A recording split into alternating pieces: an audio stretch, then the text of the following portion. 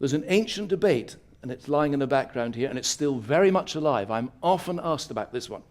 Do musical sounds exercise their power, rhetorical or otherwise, because they themselves have certain properties that are in some way embedded in features of the physical world and that hook into our own bodily makeup? Or can they be accounted for in terms of individual preference, local customs, cultural norms, and the rest?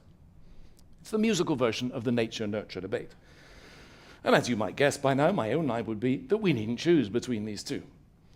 There's plenty of evidence to show that music relies for its effectiveness both on the nature of sounds themselves, together with our shared physical makeup, and on cultural conventions, socially constructed rules, and the rest.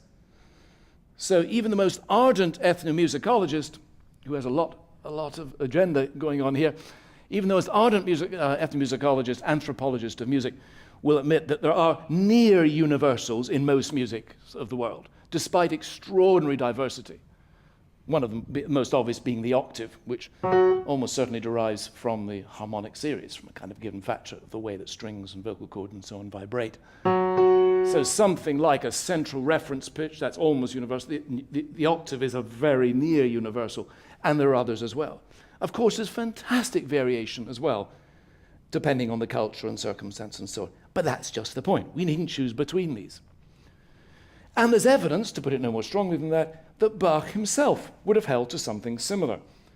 It's generally accepted Bach would have believed strongly that the basic rules of harmony are God-inscribed in the physical world, that music actualizes relations already embedded in the nature of things, the cosmological perspective.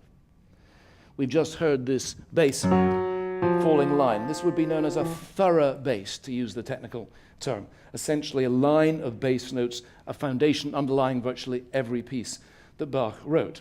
It's not always those notes, but the idea of a bass line underlying every piece of music, that is present in nearly everything Bach wrote. The musicologist Joel Lester has gone so far to say that most of Bach's music arises from bass lines with associated chords. And there's a much-quoted saying attributed to Bach about the thorough bass being grounded in the order of things. There's also interesting recent research which shows that Bach was familiar with Renaissance music theory. Also, from 1747, he was a member of an elite group called the Corresponding Society of the Musical Sciences, led by one Lorenz Christopher Mitzler, who was especially keen to find a mathematical and philosophical basis for music. During the last years of his life, Bach writes music which appears very much in line with ideas current in this circle, most famously, the Arte Fugue. All of this would seem to suggest that Bach saw things in